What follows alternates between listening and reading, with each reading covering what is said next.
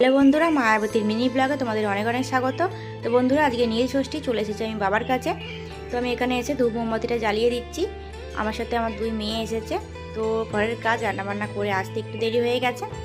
তো ধূপ মোমবাতি জ্বালিয়ে দেওয়ার পরে আমি এখানে বাবার মাথায় জল ঢেলে দেবো। এটা আমাদের ঘরের মন্দির, আমি বাইরে যাইনি। ঘরের ঠাকুরকে ফেলে বাইরে যাওয়াটা উচিত না। ঘরের ঠাকুরের সেবা করে তারপর বাইরে যাও, কোনো অসুবিধা নেই। তো যাই হোক, বাবার মাথায় জল ঢেলে আমি তার বাহানের মাথায় জল ঢেলে দিলাম। তারপরে বাবার প্রিয় ফুল আকন্দ ফুলের মালা তাকে পরিয়ে দিলাম, ধুবড়া ফুল দিলাম, বেলপাতা দিলাম বাবা প্রিয়। তো তারপর ধুবড়া ফল দিলাম, অপরাজিতা ফুল দিলাম, দিয়ে বাবার কাছে প্রণাম করে নিলাম। তো আমার প্রণাম করা দেখে আমার মেয়েরও প্রণাম করতে ইচ্ছে হলো, তো সেও দেখো শুয়ে পড়ে প্রণাম করে নিল। আর এদিকে দেখো বাবাকে কত সুন্দর লাগছে। আর তাড়াতাড়ি করে বাড়ি চলে গেলাম। সকাল থেকে কিছু খাইনি, খুব জোর খিদেও পেয়ে গেছে। তো আমি এখানে খাবার নিয়ে নিয়েছি, লুচি, সন্দেশ আর তরকারি। তো আমি খেতে থাকি, তোমরা চ্যানেলটা সাবস্ক্রাইব করতে থাকো। Thanks for watching.